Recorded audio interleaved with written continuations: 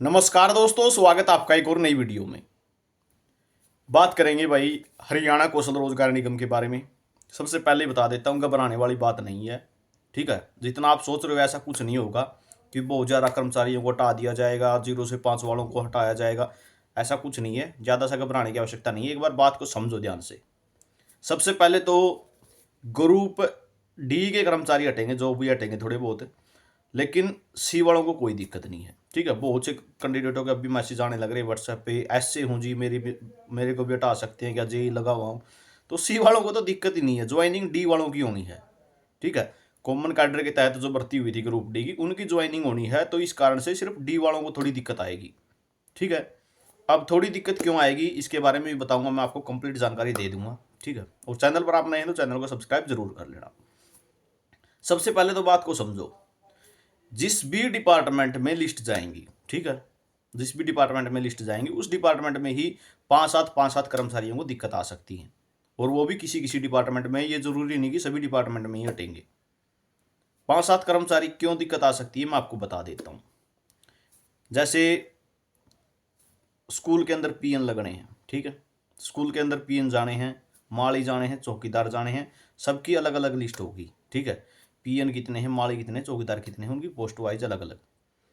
तो दिक्कत कम को आएगी, इसका क्या कारण है, मैं ये किस बेस पे बोल रहा हूँ इसके बारे में बताऊँ आपको। ग्रुप डी की भर्ती करने से पहले, ठीक है, ग्रुप डी की भर्ती करने से पहले खाली सीटों का ब्यौरा मांगा गया था। प्रत्येक डिपार्टमेंट ने अपनी डिमांड रखी थी, हमें इतने पीएन चाहिए, इतने माली चाहिए, इतने चौकीदार चाहिए, इतने कुक चाहिए, इतने बेलदार चाहिए, हमारे पास इतने एनिमल अटेंडेंट की सीट खाली है। ठीक है, इतने फील्ड मैन की आवश्यकता हमें, ठीक है, इतने की मैन की आवश्यकता है, इतने फोन अटेंडेंट की आवश्यकता है। ठीक है, तो सभी की लिस्ट मांगी गई थी डिपार्टमेंट वाइज। डिपार्टमेंटों ने जितनी मांग की गई थी, ठीक है, उस टोटल को मिला के ही ग्रुप डी की भर्ती की गई थी। ठीक है, कि 13,000 पद बढ़ते हैं।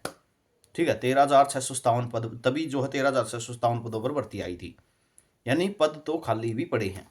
ठीक है, कुछ कर्मचारियों को दिक्कत किस बेस पे आ सकती है, क्योंकि हो सकता है किसी डिपार्टमेंट में, मान के चलो किसी डिपार्टमेंट ने इरिगेशन डिपार्टमेंट से लगा लेते हैं, उन इरिगेशन डिपार्टमेंट के एक डिवीजन ने 40 बेलदार मांग लिए और उस डिपार्टमेंट को 45 अलॉट हो गए।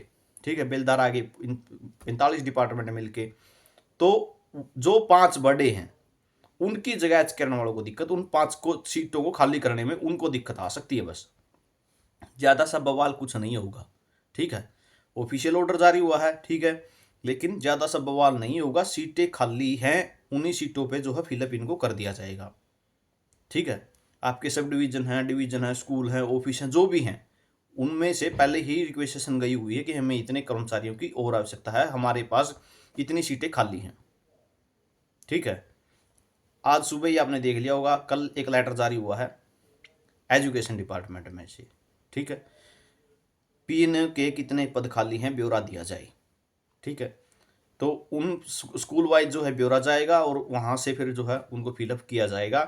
जितनी भी सीटें ऊपर से, जितने भी मतलब कर्मचारी ऊपर से ग्रुप डी के लग के आएंगे, तो बिल्कुल भी घबराने की आवश्यकता नहीं। एक तो पहली बात, सी वालों को तो समस्या ही नहीं है, सी का तो कोई लेना देना है ही नहीं इस लेटर से, सिर्फ डी की बात है। तो ग्रुप डी वाले भी वही हटेंगे जहाँ पर किसी डिपार्टमेंट में कुछ ज़्यादा ही कर्मचारी आ जाएंगे, नहीं तो जो सीटें खाली हैं उन्हीं पे सारे फिलअप हो जाएंगे। तो घबराने की आवश्यकता बिल्कुल भी नहीं है। बहुत सारे तो ये सोच रहे हैं कि हमारा तो नंबर पक्का है, हमारा तो नंबर पक्का, हम तो हटेंगे हटेंगे, ऐसा कुछ नहीं है। जितना समस्या आप ले रहे हो इतनी बड़ी समस्या है नहीं। ठीक है, बहुत बड़े बड़े डिपार्टमेंट में उनमें भी 5-10 अगर कर्मचारियों की बारी आएगी तो कोई बड़ी बात नहीं है। ठीक है, हजारों की संख्या में कर्मचारी हैं उसमें, तो बिल्कुल भी घबराने की आवश्यकता नहीं है। ठीक है, बहुत ही कम कर्मचारियों का हटाया जाएगा। ठीक है, और सरकार की भी कोशिश रहेगी कि इनको भी एडजस्ट किया जाए किसी तरीके से। अगर मान के चलो माली आगे हैं, ठीक है, और पीएन की सीटें खाली बच गई हैं, तो उन पे भी आपको जो है एडजस्ट किया जा सकता है। ठीक है, पीछे एक लेटर जारी हुआ था, आपको अगर ध्यान हो तो, एडजस्टमेंट के बेस पे उसकी पोस्ट बदली जा सकती है, ग्रुप डी में से ही ग्रुप डी में। ठीक है, वो भी सरकार आगे फैसला ले सकती है, वो लेटर भी जल्द जारी हो सकता है। तो घबराने की आवश्यकता नहीं है, और ऐसी ही एक्यूरेट इन्फॉर्मेशन के लिए चैनल को सब्सक्राइब जरूर कर लेना, हर जानकारी आपको मिलती रहेगी। वीडियो आपने देखा इसके लिए बहुत बहुत धन्यवाद।